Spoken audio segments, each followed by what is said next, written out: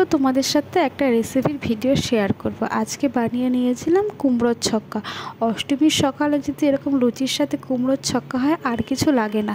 তাহলে চলো ঝটপট রেসিপিটা দেখা যাক। সবার প্রথমে গ্যাসে কড়াই বসিয়ে সর্ষের তেল গরম করে চিনেবাদাম কটা ভেজে নেব। চিনেবাদাম ভাজা হয়ে গেলে ওই কড়াইতে কিছুটা পরিমাণ সর্ষের তেল দিয়ে তেলটা যখন গরম হয়ে উঠবে তার মধ্যে ফোড়নের জন্য একটা শুকনো লঙ্কা, দুটো তেজপাতা আর 5 ফোড়ন দিয়ে টুকরো করে রাখা আলু দিয়ে দেবো। আলুর মধ্যে কিছুটা নুন দিয়ে আলুটাকে একটু ঢেকে ভাজবো। আলুটা যখন একটু ভাজা হয়ে যাবে তখন আমি তার মধ্যে আগের থেকে কেটে রাখা কুমড়োগুলো দিয়ে দেবো। কুমড়োগুলো দেওয়ার পরে আমি কিছুটা নুন দিয়ে দেবো। নুন দিয়ে আলু আর কুমড়ো একটু লাল লাল করে ভেজে নেব। কুমড়ো আর আলুগুলো যখন হালকা হালকা লাল লাল করে ভাজা ভাজা হয়ে যাবে তখন আমি আগের থেকে ভিজিয়ে রাখা কাঁচা ছোলাগুলো দিয়ে দেবো। দিয়ে 5 মিনিট ঢেকে রেখে দেবো।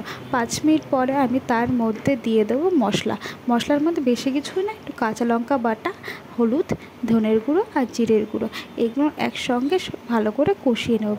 কুমড়ো আলুর সাথে যখন মশলাটা সম্পূর্ণভাবে কষে আসবে তখন আমি আগের থেকে ভেজে রাখা চিনেবাদামগুলো দিয়ে দেবো।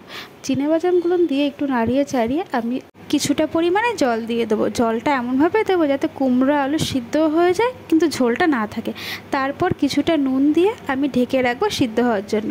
ঢাকনা খুলে যখন দেখবো আলু আর কুমড়ো সিদ্ধ হয়ে গেছে তখন আমি তার মধ্যে কিছুটা পরিমাণে চিনি দিয়ে দেবো। তোমরা যেরকম মিষ্টি খাবে সেই অনুযায়ী চিনিটা দেবে। চিনিটা দিয়ে একটু নাড়িয়ে চাড়িয়ে নামানোর আগে আমি একটু গরম মশলা দিয়ে দিলাম।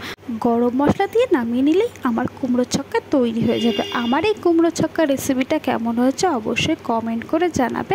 আর অষ্টমীর দিন কিন্তু অবশ্যই এই কুমড়ো ছক্কা রেসিপিটা তোমরা ট্রাই করো।